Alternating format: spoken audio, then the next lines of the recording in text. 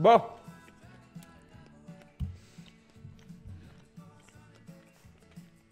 Ah, même mauvaise idée. On va pas manger. Bon. C'est un trou attardé mental. Bon. Là-dessus, j'ai soif.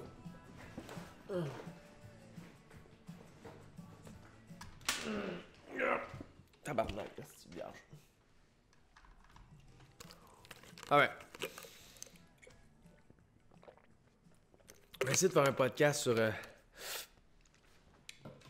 sur le fertile sujet de Netflix. Je sais pas trop comment je vais aller là. J'ai comme plein de...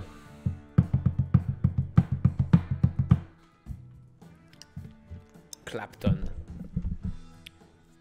Ils vont m'enlever mes droits, c'est la toune, c'est tabarnak. Bon. J'ai comme plein de petites... Parce que bon, ok. Netflix. Ce grand géant du cinéma, bien inquiétant pour beaucoup de monde. C'est-tu bon, c'est-tu pas bon, c'est pas, blabla. En tout cas, l'idée de faire un podcast là-dessus m'est venue en écoutant l'épisode numéro 4 de Plein Écran par Hélène Faradji. Qui parlait de Netflix avec Raphaël Ouellet, je crois.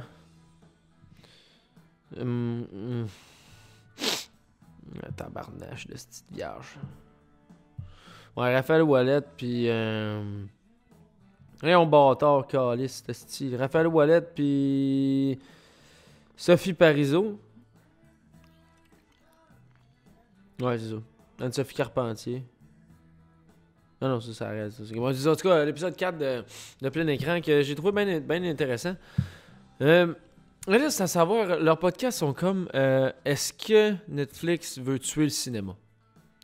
Partait de la prémisse, ou pas de la prémisse, mais partait de ce qui est arrivé. Netflix avait produit 2 films, puis il avait refusé de les envoyer à Cannes. Pour quelle raison, je sais pas. Puis là, t'es comme Chris, ils veulent tuer le cinéma, tu sais, ou...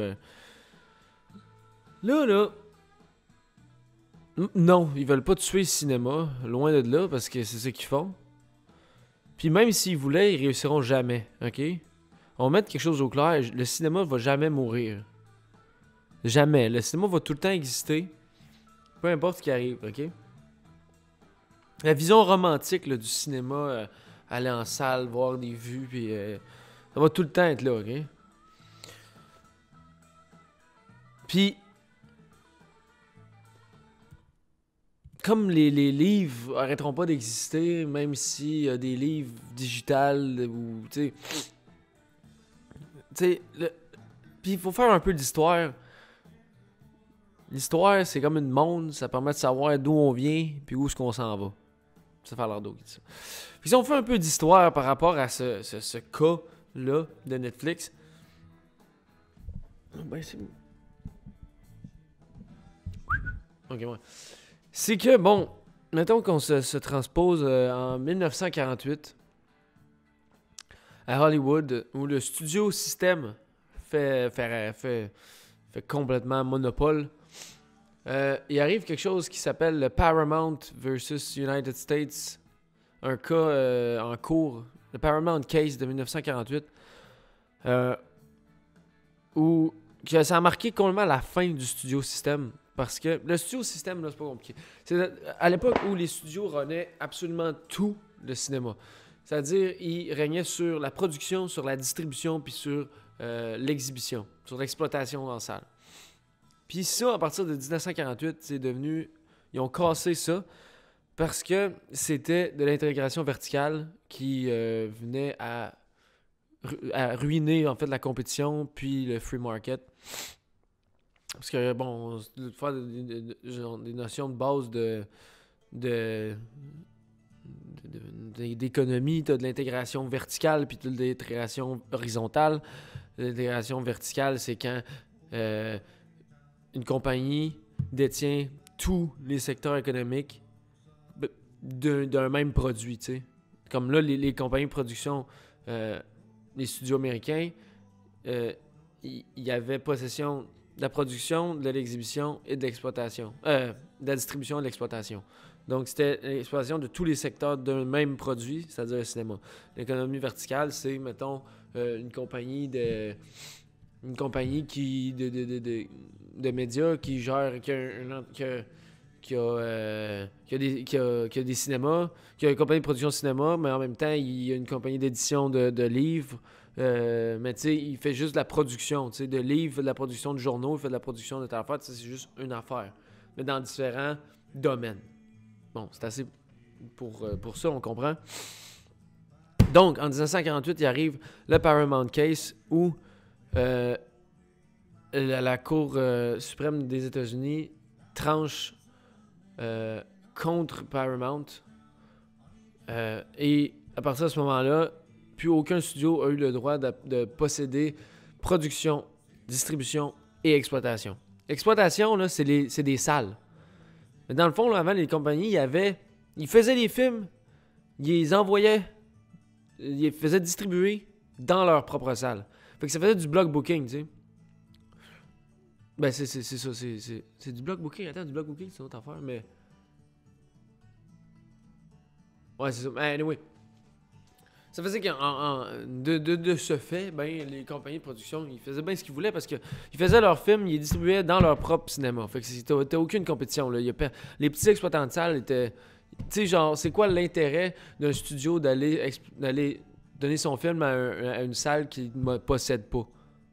C'est quoi, où est-ce qu'il va aller dans sa salle qu'il possède? Bon. Où je veux en venir avec tout ça, c'est que Netflix, le problème en ce moment avec Netflix, puis on dirait que personne ne semble le soulever, parce que jamais j'en ai entendu parler nulle part, c'est que Netflix ont exactement le même pattern que les studios avaient à l'ère du studio système, avant 1948, avant le Paramount Case. Parce que Netflix, avec les Netflix Original, ils font la production, du coup ils font la distribution dans leur propre salle. Mais leur salle, c'est pas des salles, c'est leur plateforme d'Internet. Fait qu'il n'y a pas de compétition, parce que eux autres, ce qu'ils font, c'est pour ça qu'ils ont refusé d'aller à Cannes. C'est encore lisse d'aller là. Leur film, ils les projettent, entre guillemets, dans leur propre salle, entre guillemets, leur salle digitale, qui se trouve à être leur plateforme. Fait que moi, mon point dans tout ça, c'est que Netflix va finir exactement comme Paramount. On va leur laisser une dizaine d'années, même pas, puis ça va chier dans la pelle, ça là. Même affaire que YouTube avec leur YouTube Original. C'est une faille, c'est un loophole dans leur affaire, parce que c'est pas des salles qu'ils ont.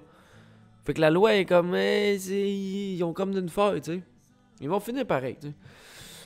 Puis, le cinéma va jamais mourir à cause de ça, tu sais. C'est comme Guzzo qui disait, Vincent Guzzo, il disait, le monde ont des cuisines à la maison, mais le monde va quand même au restaurant, tu sais. Puis c'est crissement vrai, là. Je veux dire, tu sais, regardons. N'importe qui est d'accord d'affirmer qu'avoir un film en salle, c'est crissement meilleur que le voir à la maison, là. Puis je dis pas que le voir à la maison, ça vaut rien, mais c'est bien plus le fun d'aller dans une salle avec des speakers puis tout ça, tu sais. Fait que, en tout cas, jamais les sorties en salle vont mourir, tu sais. Puis, si on fait encore un petit peu d'histoire... Il va juste appuyer ce que je te dis, que le cinéma va jamais mourir. Les années 50, la TV est arrivée, OK? Puis, tout le monde était comme, asti, qu'est-ce qu'on fait, là? Le cinéma était vide, là. Puis, le cinéma s'est débrouillé, asti. C'est là qu'il est arrivé les films, genre, les films d'ados, là. Parce que là toutes les... Parce que les boomers arrivaient, là, mais tu sais, toute la génération d'avant, là, la génération de la guerre, là, il allait plus au cinéma, là, il était rendu vieux, puis il s'en colissait, puis là, il y avait une TV, fait qu'il faut nous autres dans sa maison. Puis il y a eu des téléfilms, puis il y a eu des affaires de même, mais Chris, qu'est-ce qui est arrivé avec les téléfilms? C'est de la calisse de merde, parce que t'avais des ratios carrés dans une TV qui pouvaient même pas fitter des films qui étaient en ratio 16:9, mettons, ou en ratio 4:3. Fait qu'il croppait ça, il est arrivé plein de styles de merde. Mais ça, le monde en général s'en rendait pas compte. Mais le cinéma va toujours garder sa valeur. Il n'y a rien qui va battre ça, tu sais. Il va falloir inventer un autre médium pour... Tu sais, mais c'est le médium le plus populaire ever. Là. Ça jamais ça va arrêter. Puis qu'est-ce qui est arrivé? Ben, le cinéma, ben Chris, ils ont inventé le cinémascope. Ils ont inventé la 3D. Ils ont inventé la couleur. Puis ils ont trouvé différentes manières d'exploiter un différent public. c'est-à-dire les jeunes. Puis là, c'est là que t'as vu les Marlon Brando, James Dean, qui sont tous arrivés à faire des films genre d'ados, de films de rebelles. C'est là que les cinéparks sont arrivés aussi. Fait que tu sais, Netflix, là, c'est hot Netflix, là. Je suis pas contre l'idée. Mais jamais, c'est pas inquiétant.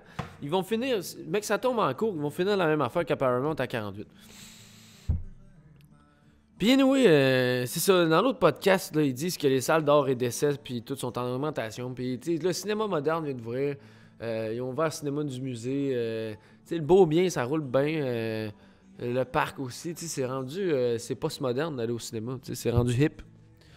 Ça mourra pas, hostie. Puis, on s'entend, là, les séries Netflix, là, calisse, man.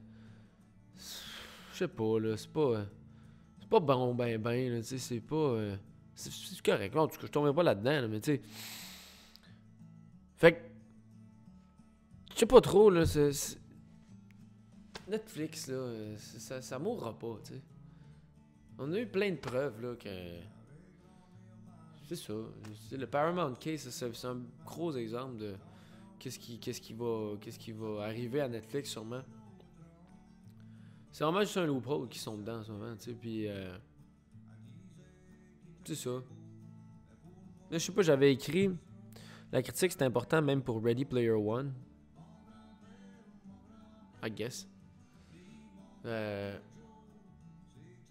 Ah, man, c'est ça, je veux parler. Une dernière affaire.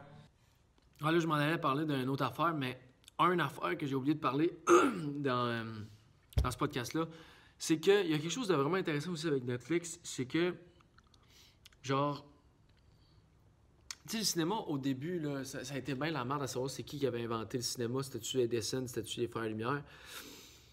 Mais écoute ça. Écoute bien ça, je vais te le dire une fois, style. Non, c'est pas vrai, mais... C'est ça, c'est à savoir c'est qui a inventé le cinéma, c'est-tu Edison? Parce qu'Edison, il avait inventé son comment ça s'appelait, son Vitascope, en tout cas, qui en a eu des noms, là, qui avaient plus de calice de bon sens. Là. Ah, Chris, on va checker 2 secondes. Là. Ça va pas être bien long. Ok, c'est ça. Des calices, hostie. Edison, cinéma, apparatus.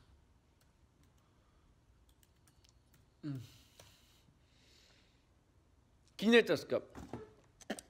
Il avait inventé le kinétoscope à peu près en même temps que les Frères Lumière ont inventé leur cinématographe. Mais le kinétoscope, la seule différence avec le cinématographe, c'est que c'était une expérience personnelle. Tu te crissais la tête dans une genre de machine, tu payais, puis tu regardais une vue animée vraiment courte, qui était produite de la même manière que les Frères Lumière, là, c'est-à-dire avec un roll avec des images par seconde qui simulait le mouvement. Mais la différence, c'est que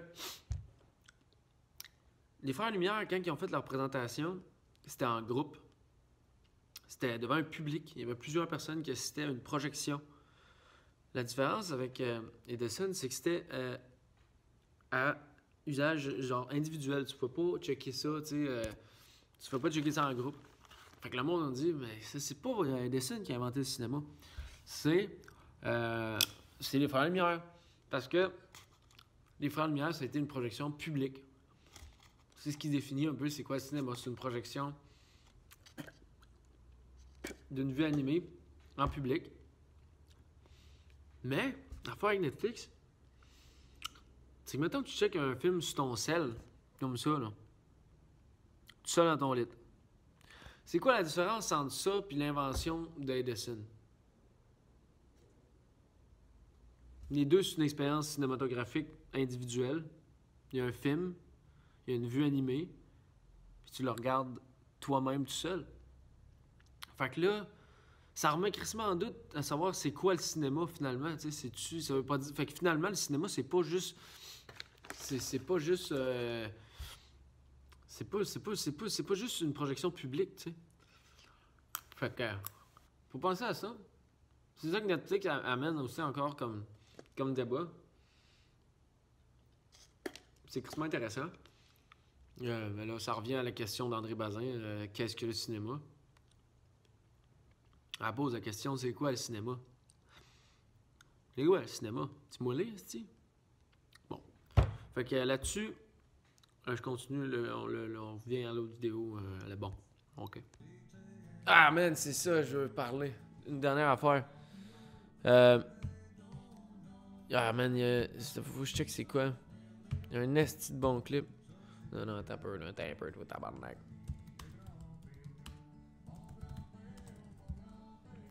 La vidéo de Anna Robas. Yes. Asti de beau clip. Aim, qui s'appelle. Sur son EP Metal Locket. Metal Locket. Je vais mettre le lien dans la description, là, mais asti de beau clip, man. Genre, asti qui est brillante, là, cette fille-là, mais genre, c'est une fille de. Man, c'est tellement beau.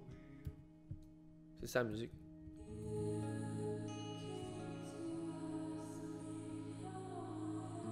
Hey, c'est la première ici, là. Ils ont fait le lancement ici, il y a une couple de jours, c'était malade.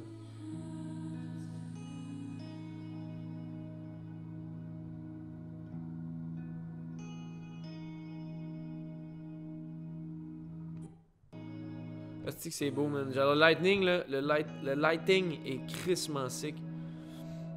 Man, c'est genre des vidéos que j'ai. Asti que c'est beau, man. Allez voir ça, man. Je vais mettre le lien dans la description, là. Ça vaut crissement la peine. Tiens, je vais m'abonner à son truc, asti. Fait que, c'est ça, le cinéma va jamais mourir, man. Jamais, jamais, jamais. Jamais.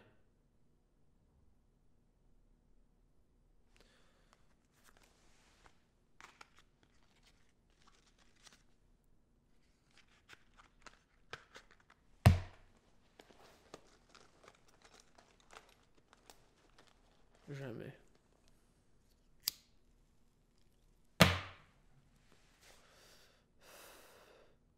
Jamais. Jamais. Le cinéma va jamais mourir.